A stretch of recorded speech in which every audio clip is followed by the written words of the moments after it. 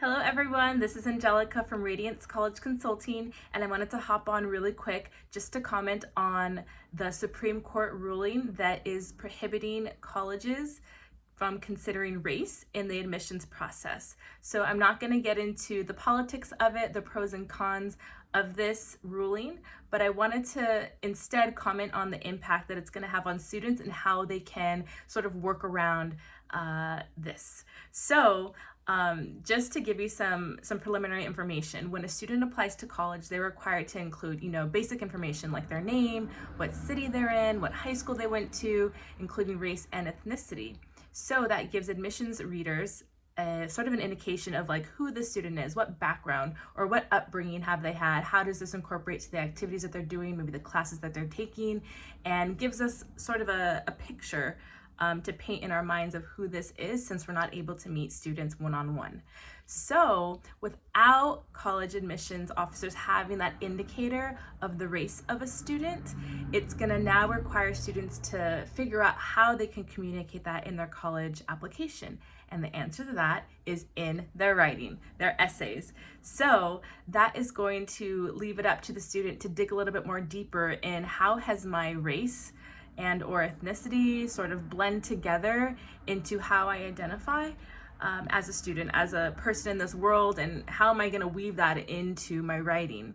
So for me, if I was a senior applying to college, a high school senior applying to college, I might call on my experience of dance. I used to do ballet folklorico, which is Mexican dancing with the big skirts, and I did that from elementary through high school and even after college. So through that experience, I was able to explore my ethnicity.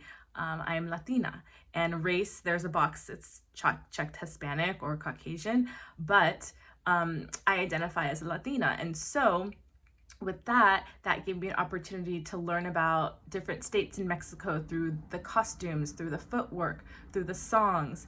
And so I might want to explore, what that meant to me, and maybe how that's impacted my love for travel now. I love traveling in different places in Mexico. So maybe not as a high school, you might not do so much traveling, but the point is I'm looking at my experiences through a different lens.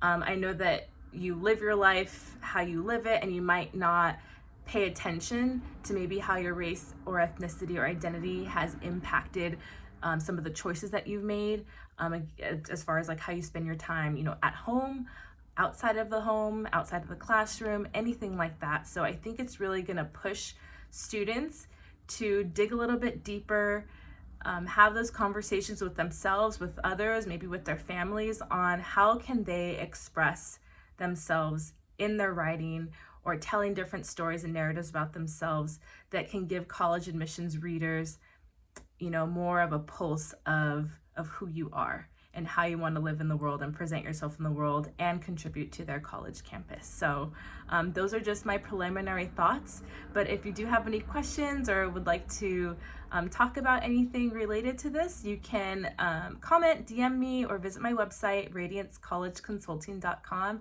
and I'd be happy to help you out. Well, thank you so much and have a great day. Bye-bye.